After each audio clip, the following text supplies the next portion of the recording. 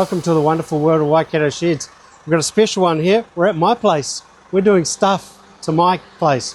I'm getting a Waikato Sheds shed. I'm excited about this. Right now, I've got A1 Concrete here pouring the concrete. We've got the boys from Bowers. Oh, let the concreters come past. We've got Bowers Concrete, local concrete company. We like to keep it local, so we're trying to keep it local wherever we can. We've got Sean and his team here. He's telling me there's about 110, 120 bucket loads or wheelbarrow loads of concrete, and they're almost a third done, and that's taken them 45 minutes. So that's pretty impressive. The shed is going to be 7 metres by 10 metres, so 7 metres along the front, 10 metres deep.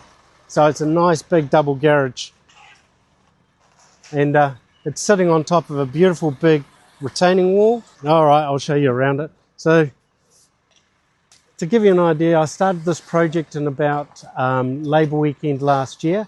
We're now in March, so it's taken a wee while with the engineering to get all the retaining wall done. Some of these posts, even though they're sticking out of the ground, look, they're 3 metres in the ground.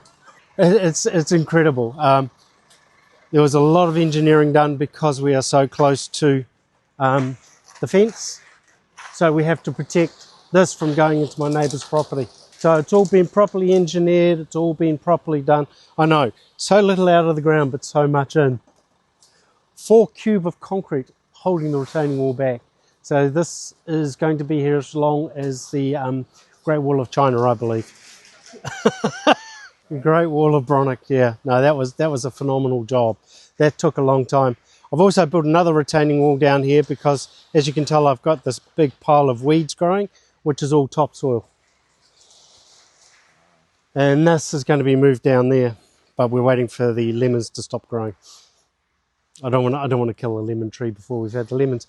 But one thing I did do is I built this shed over Christmas as well. I had 2 other sheds I had to get rid of, so this could happen. So I built this, and I'm pretty proud of this because I did this all myself with a little help from a couple of friends. Mark kindly came and did the flashings for me, and it's almost there, so it's really cool. Yeah, let's go have a look inside. No, I built a new retaining wall for this as well. And I've put in, I wheelbarrowed all this area down here. There's another 20 tonne of stuff. A window in there. Got just enough room for me. You know, I picked up a couple of second-hand doors.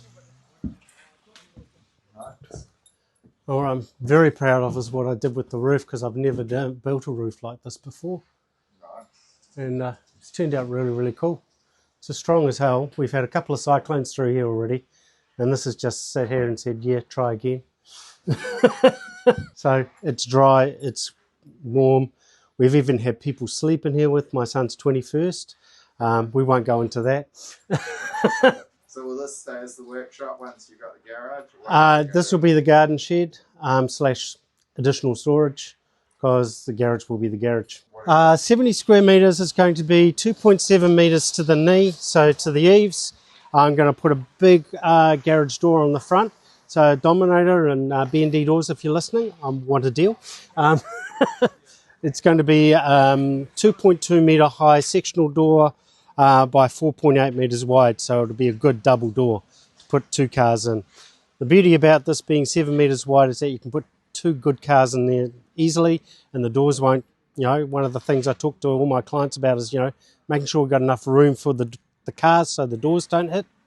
And everybody keeps on trying to go narrow and say, well, are you going to be able to get out of your car? So, yeah, no, very, very excited about all this. Can't wait. Great sheds done right.